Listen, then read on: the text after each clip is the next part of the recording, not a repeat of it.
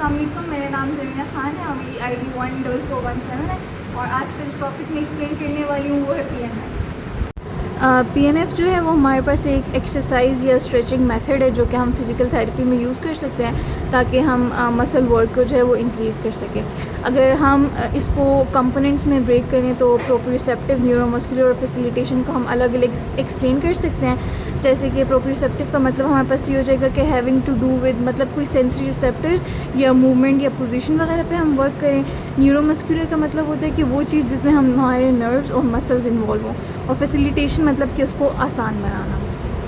हम PNF use किस लिए करते हैं? हम इसलिए PNF यूज़ करते हैं ताकि फ्लेक्सिबिलिटी को इंक्रीज़ कर सकें, मसल स्ट्रेंथ को जो है वो इंक्रीज़ कर सकें, इम्प्रूव कर सकें, रेंज ऑफ मोशन इंक्रीज़ कर सकें, कोऑर्डिनेशन को इम्प्रूव कर सकें और रिहेबिलिटेशन में हेल्प कर सकें, जैसे कि स्ट्रोक है या कोई इंजरी एक्सेट्रा, उसके लिए करते हैं। एक इजी से एग्जांपल से हम PNF समझाते हैं कि जैसे कि हम हैमस्ट्रिंग की एग्जांपल ले लेते हैं। फॉर एग्जांपल ये हमारे पास एक पेशेंट है और इसका जो हैमस्ट्रिंग मसल है वो टाइट है। तो पहले क्या करेगा कि थेरेपिस्ट जो है उसकी लेग को स्ट्रेच करेगा। देखें, ये थेरेपिस्ट जो है वो उसकी लेग को स्ट्रेच कर लेगा और फिर क्या होगा कि साथ ही उसको कहेंगे कि आप भी प्रेशर अप्लाई करिए। जब वो प्रेशर अप्लाई करेगा और कॉन्टीन्यूसली जो है वो थेरेपिस्ट भी फोर्स अप्लाई कर रहा होगा तो मसल्स क्या करेंगे कि वो कंट्रैक्ट और रिलैक्स करेंगे।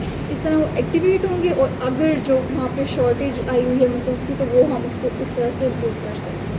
इसके बाद जो है हम टेक्निक्स को एक्सप्लेन करते हैं कि PNF की हमारे पास टेक्निक्स क्या हैं। तो सबसे पहली जो टेक्निक हमारे पास आती है वो है होल्ड रिलैक्स टेक्निक। इस टेक्निक में क्या होता है कि जो टाइट मसल होता है ना हमारे पास, फॉर एग्जांपल हैमस्ट्रिंग है, तो उसको क्या करते हैं कि पहले स्ट्रेच देते हैं, उसके बाद हम पेशेंट को कहते हैं कि वो उसको होल्ड करे, तो वो क्या हो जाती है आइसोमेट्रिक कंट्रैक्शन होती है। उसके बाद क्या होता है वो जो होल्ड करता है पेशेंट वो अगेंस्ट द रेजिस्टेंस होता है और उसमें कोई भी मूवमेंट नहीं होती। उसके बाद मसल को रिलैक्स किया जाता है और फिर एक डीप स्ट्रेच दिया जाता है। इससे क्या होता है कि मसल टाइटनेस जो है वो रिड्यूस हो जाती है। जैसे कि हम इसको प्रॉन पोजीशन में भी कर सकते हैं, लेकिन अभी हम इसको सुपाइन लाइन में करेंगे कि पेशेंट जो है इस तरह लेटा हुआ है, बिल्कुल स्ट्रेट लेटा हुआ है। हम उसकी लेग जो है उसको लिफ्ट करेंगे, उसको स्ट्रेच देंगे। पेशेंट जो है वो अपनी टांग को ना नीचे की तरफ पुश करने की कोशिश करेगा, लेकिन हम उसको कहेंगे कि वो यहाँ पे इसको होल्ड करे। जब थोड़ी टाइम के लिए हम उसको होल्ड करवा देंगे और फिर उसको रिलैक्स कर देंगे। जब रिलैक्स छोड़ देंगे तो फिर जो थेरेपिस्ट है वो फर्दर उस पर स्ट्रेच अप्लाई करेगा। तो इससे क्या होगा कि इंक्रीज़ हो जाएगी फ्लेक्सिबिलिटी हैमस्ट्रिंग मसल की। जो सेकंड टेक्निक हमारे पास है वो है कंट्रैक्ट रिलैक्स टेक्निक। इसमें क्या होता है कि मसल को स्ट्रेच करते हैं, फिर जो पेशेंट है वो एक्टिव कंट्रैक्शन परफॉर्म करता है, फिर उसको रिलैक्स करता है, फिर दोबारा से स्ट्रेच देते हैं। और ये किस लिए यूज़ होता है? ये इंप्रूव करता है रेंज ऑफ मोशन। इसकी भी एग्जांपल में हम वही हैमस्ट्रिंग वाली एग्जांपल ले सकते हैं। जो थर्ड टेक्निक है वो हमारे पास है hold relax with agonist contraction. तो इसमें क्या होता है कि जो टाइट मसल होता है वो स्ट्रेच हुआ होता है। फॉर एग्जांपल हैमस्ट्रिंग है, हम उसमें क्या होता है कि उसको होल्ड पे रखते हैं फिर रिलैक्स करते हैं, तो जो ऑपोजिट मसल होते हैं यानी कि जो एगोनिस्ट होता है वो कंट्रैक्ट कर देता है। तो इसकी वजह से क्या होता है कि उसको जो मेन टारगेटेड मसल है वो उसमें रिलैक्सेशन आ जाती है। तो इसकी एग्जांपल में हम अगर हैमस्ट्रिंग लें तो ऐसे ही कहेंगे कि लेग को स्ट्रेच करेंगे, फिर उसको पुश करेंगे डाउनवर्ड, उसको होल्ड करेंगे, फिर रिलैक्स करेंगे और फिर जो पेशेंट है वो एक्टिवली जो है वो लेग को लिफ्ट कर लेगा। फोर्थ टेक्निक जो है वो हमारे पास है स्लो रिवर्सल। इसमें क्या होता है कि ऑल्टरनेट कंट्रैक्शन होती है एगनिस्ट और एंटागनिस्ट मसल की। तो जो मूवमेंट होती है वो दोनों डायरेक्शन में होती है और ये क्या करते हैं कि कोऑर्डिनेशन को जो है इम्प्रूव करवाता है। इसकी एग्जांपल में हम ये कर सकते हैं, एल्बो ले सकते हैं, जो हमारे पास बाइसेप और ट्राइसेप आ जाता है। तो हम क्या करते हैं कि एल्बो को बेंड कराते हैं अगेंस्ट द रेजिस्टेंस और फिर क्या होगा then strength against the resistance tricep. मतलब हम उसको यहाँ से रेजिस्टेंस देंगे और उसको कहेंगे कि आप अपना जो है यहाँ पे फोर्स अप्लाई करें। तो इस तरह जो है हम उसकी मसल स्ट्रेंथनिंग करवा सकते हैं। फिफ्थ टेक्निक जो है वो हमारे पास है रिदमिक स्टेबलाइजेशन। तो इसमें क्या होता है कि पेशेंट को जो है एक स्पेसिफिक पोजीशन में बिठा देते हैं, थेरेपिस्ट जो है उस पर रेजिस्टेंस अप्लाई करते हैं डिफरेंट डायरेक्शन से और फिर पेशेंट जो है उसको रेजिस्ट करता है और इस तरह से जो है उसके जो मसल ग्रुप्स हैं वो कंट्रैक्ट होते हैं। इसमें जो है हम नेक के मसल के लिए भी कर सकते हैं। ये पेशेंट है तो हम उसको कहेंगे कि आप बैकवर्ड फोर्स अप्लाई करें और हम उसके हेड को रेजिस्ट कर लें। तो इस तरह जो है हम उसके मसल को जो है स्ट्रेंथन कर रहे हैं। सिक्स टेक्निक जो है वो हमारे पास है रिपीटेड कंट्रैक्शन। तो इसमें क्या करते हैं कि रिपीटेड रेजिस्टेंस देते हैं जब भी कोई मूवमेंट हो रही होती है। तो ये क्या करती है कि ये जो वीक मसल्स होते हैं उनको स्टिमुलेट कर देती है और इससे जो है फिर मसल स्ट्रेंथ इम्प्रूव हो जाती है। अच्छा, इसके बाद हम D1 फ्लेक्शन को एक्सप्लेन करते हैं। तो D1 फ्लेक्शन में जो हमारे पास स्टार्टिंग पोजीशन आएगी वो हमारे पास होगा अपर एक्सट्रीमिटी, यानी कि हमारा शोल्डर होगा।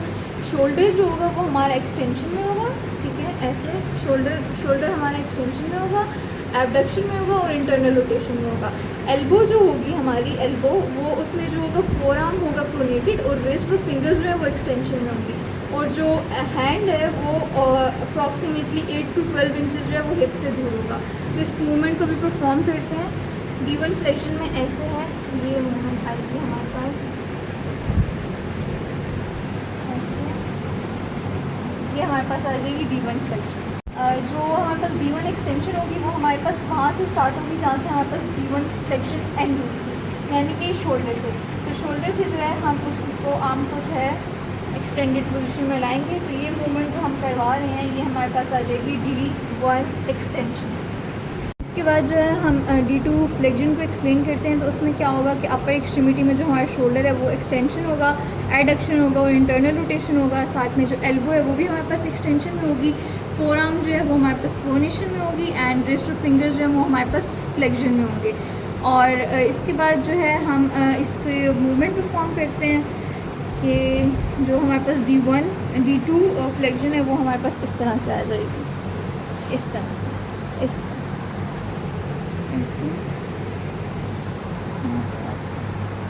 D2 एक्सटेंशन जो है हम वहीं से स्टार्ट करेंगे जहाँ से हमने D2 फ्लेक्शन को एंड किया था, वहाँ से हम D2 एक्सटेंशन को स्टार्ट करें और वो हम इस मोमेंट में लाएंगे ऐसे, ठीक है। ये हमारे पास आ जाएगी D2 एक्सटेंशन।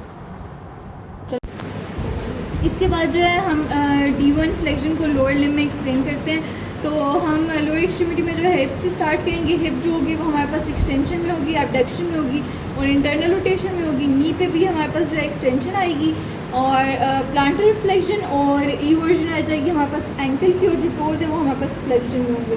तो इसके मूवमेंट हम किस तरीके से करेंगे कि ये हमारे पास ऐसे है, ये फुट हमारे पास इवर्जन में है और इसमें हम इसको ऐसे लेकर आएंगे, ठीक है, ऐसे ऐसे, ठीक है, ऐसे और ऐसे। ये हमारे पास आ जाएगी D1 फ्लेक्शन इन लोअर लिम्ब।